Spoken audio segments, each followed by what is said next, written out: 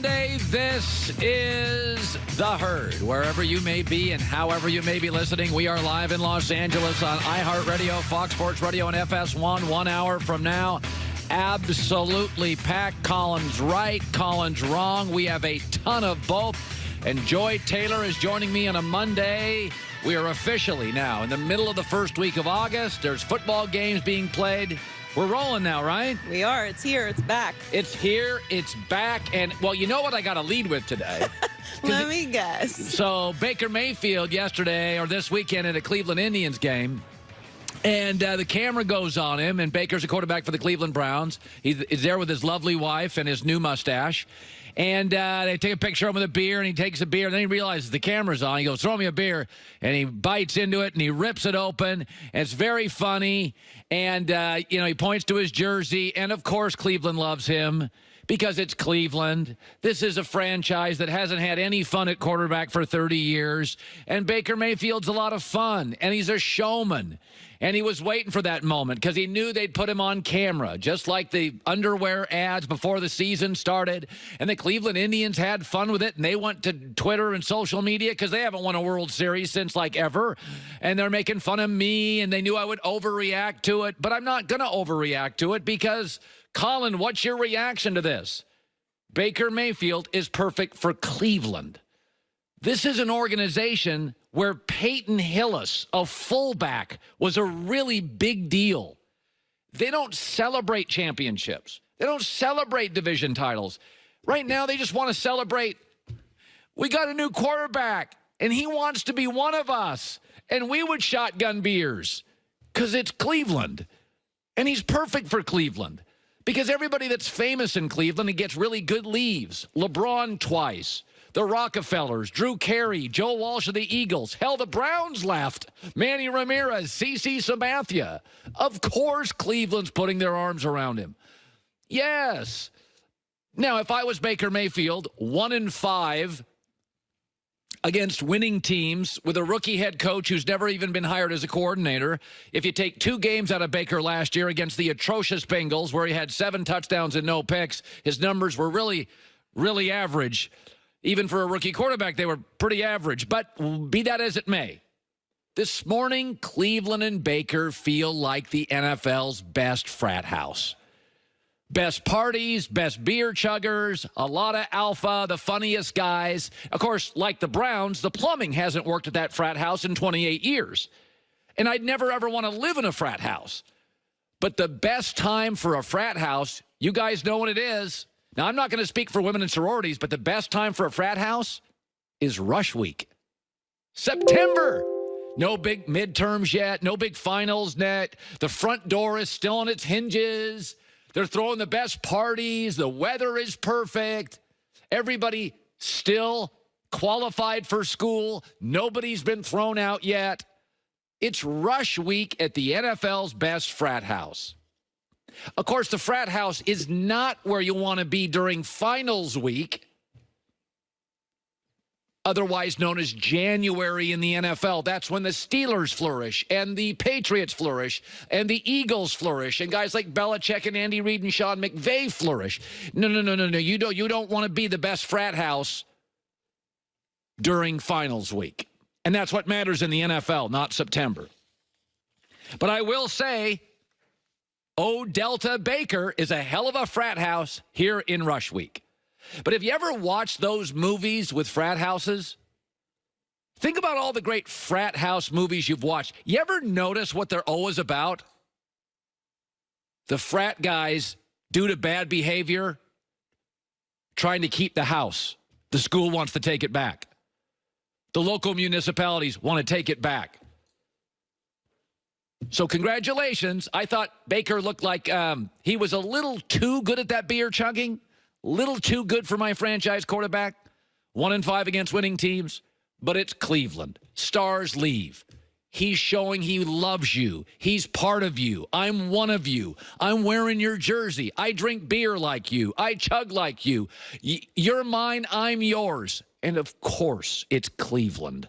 Of course, that has massive impact and feels so wonderful. And right now, they are the coolest frat on campus.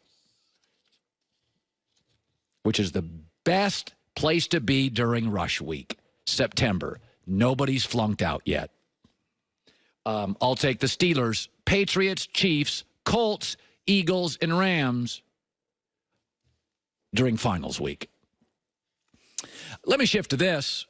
So, Dallas Cowboys, Zeke is still holding out.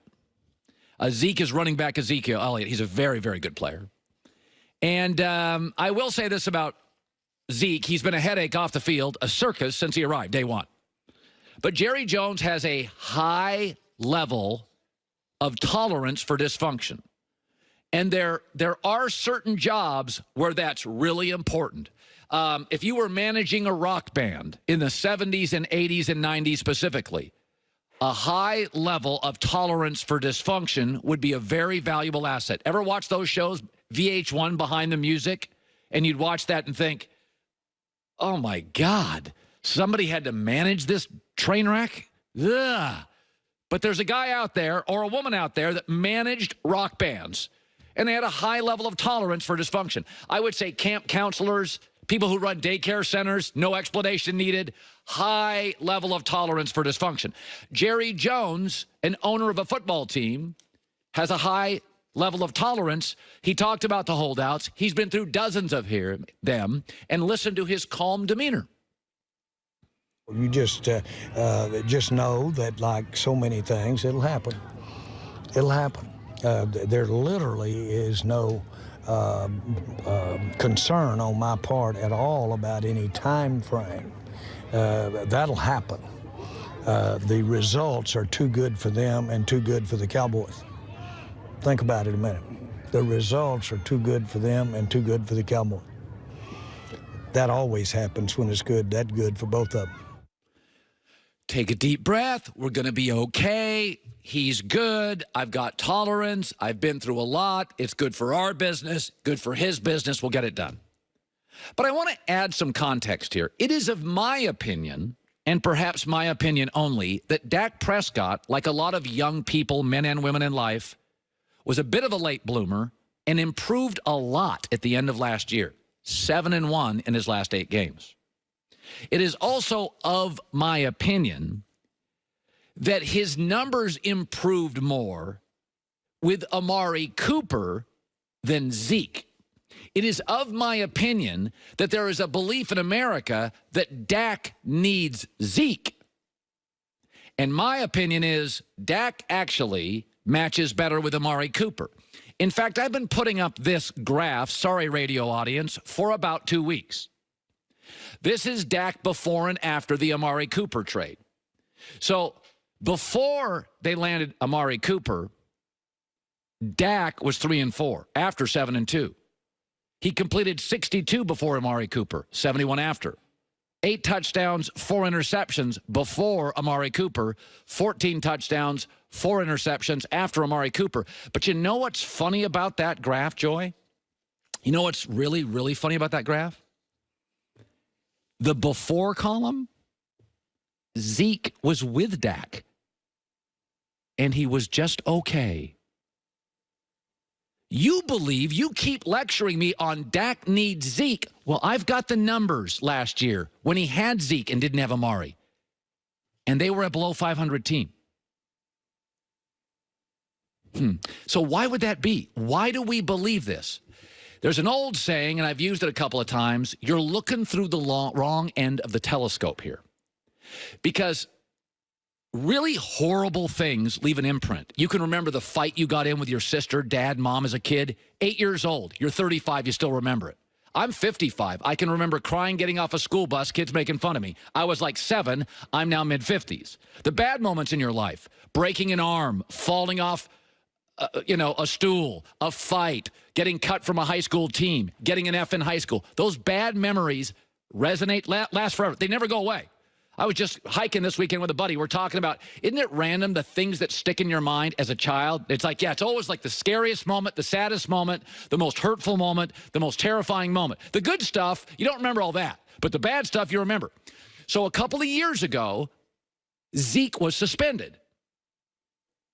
And Dak, the first 3 games without Zeke, Oh, my Lord. They were terrible. Dak was terrible. But you're not remembering it quite right. Like those baseball players who looked at Congress and said, you're misremembering it. You're misremembering those games. Dak then stabilized and went 3-0 in the next three without Zeke. They scored 38, 30, 20. Yes, they averaged 30 points a game for 3 straight games without Zeke. And just Dak. And no Amari either. By the way, Zeke came back. They lost. And for the record, Dak is way better today than 2 years ago. Amari is who he needs. I've got the numbers. You've got them. I love that Jerry Jones has tolerance. I love it for all this dysfunction. But this idea that Dak can't flourish, Dak can't win. It should be noted that when Zeke was gone for a suspension, they were also missing a left tackle, Tyron Smith, who at the time was perceived, and probably rightly so, as the best left tackle in football. I'll say it again. It is of my opinion, Dak is getting better. Dak needs Amari more than Zeke. It is of my opinion you could get a haul for Zeke. It is of my opinion he's crazy now without money. Like Antonio Brown, there are certain guys that get money and kind of change, and it does worry me with Zeke and not Dak and not Amari. Again, start looking at the personalities. Start looking at the data. Start looking through the right end of the telescope. I'll say it again. Congrats on having an owner in Dallas who is tolerant of dysfunction. But I think Dak's better, and Dak needs Amari more than the narrative that he is completely beholden to Ezekiel Elliott. All right, great stuff today. We are absolutely packed. You know, I take in August, occasionally I take a Friday off, hang out with the fam, had a great time, did some hiking, did some jet skiing, did that kind of stuff, fun nonsense in the summer. I was gone Friday when a friend of LeBron James, my perception was they were friends, unloaded. David Griffin unloaded on LeBron James. That coming up. All right, it's summer, and, Labor Day's a month away, so we got 4 weeks. By the way, Joy, have you been to an airport recently? They are packed. Yes, very busy. The economy's got to be pretty good because the airports in this country are jammed. That means luggage time. That means away luggage. I got the aluminum carry-on. Best bag I've ever had, ever owned.